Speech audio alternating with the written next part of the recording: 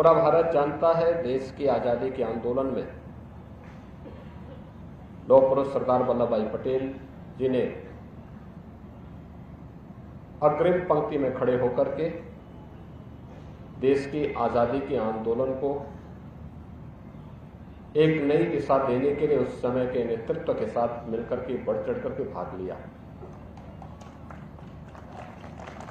वे गुजरात के आणंद के पास एक छोटे से गांव में पैदा हुए।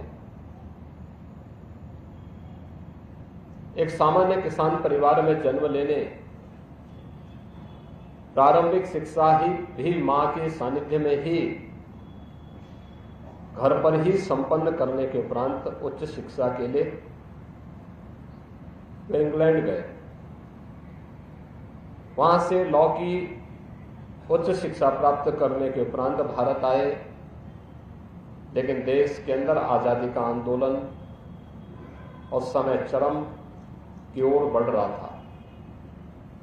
वे देश की आजादी के आंदोलन में चले, चाहे वह चंपारण आंदोलन रहा हो, नमक सत्याग्रह रहा हो, भारत छोड़ो आंदोलन रहा हो, या फिर देश की आजादी से जुड़े हुए सभी महत्वपूर्ण आयोजन, उन आंदोलनों में बढ़ चढ़ करके भाग लेकर के भारत छोड़ो आंदोलन के दौरान उन्हें जेल की यातना भी झेलनी पड़ी थी। उन्होंने एक और देश की आजादी के इस आंदोलन के साथ बढ़ चढ़ करके भाग लिया, दूसरी तरफ अन्नदाता किसानों की समृद्धि के लिए, उनके उत्थान के लिए अनेक प्रकार के अभियान भी, जन जागरण के अभियान भी उस दौरान उन्होंने चलाए। आज जो हम लोग गुजरात के अंदर सहकारिता के मजबूत आंदोलन को देखते हैं, इसकी पृष्ठभूमि में भी सरदार वल्लभ भाई पटेल जी का विजन है, जो आज वहां के हर अन्नदाता किसान को समृद्धि की एक नई ऊंचाई तक पहुंचाया है। बहनों और भाइयों, 1947 में देश आजाद होता है। 1946 में देश का संविधान सभा का गठन होता है। संविधान सभा के प्रमुख सदस्य के रूप में, स्वतंत्र भारत के पहले गृह मंत्री के रूप में उन्होंने न केवल देश के एकीकरण के वर्तमान अभियान को एक नई ऊंचाइयां प्रदान की, 563 से अधिक रियासतों को भारत गणराज्य का हिस्सा बनाया। आज जो भारत हम देख रहे हैं, यह सरदार वल्लभ भाई पटेल की ही सूझबूझ का परिणाम है। आज जो एक भारत है, श्रेष्ठ भारत है, सुरक्षित भारत है, इसकी पृष्ठभूमि में सरदार वल्लभ भाई पटेल की सोच है, उनका प्रयास है, उनका परिश्रम है।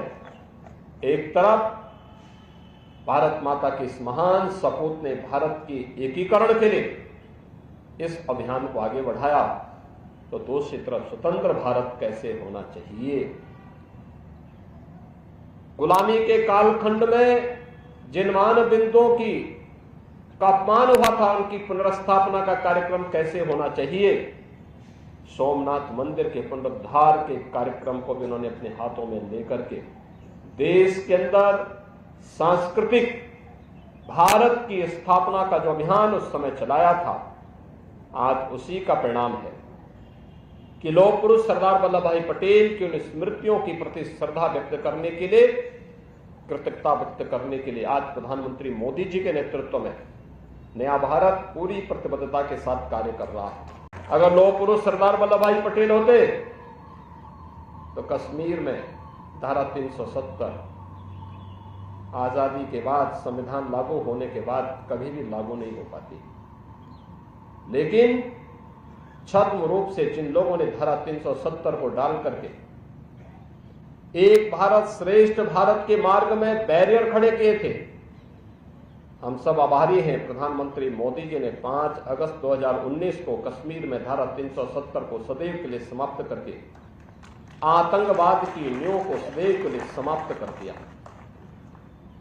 आज अयोध्या में राम जन्मभूमि पर भगवान राम का भव्य मंदिर, ये उसी नए सांस्कृतिक भारत का एक अभिन्न हिस्सा है, जिसका शुभारंभ 1948 में लौह पुरुष सरदार वल्लभ भाई पटेल ने सोमनाथ के मंदिर से प्रारंभ किया था।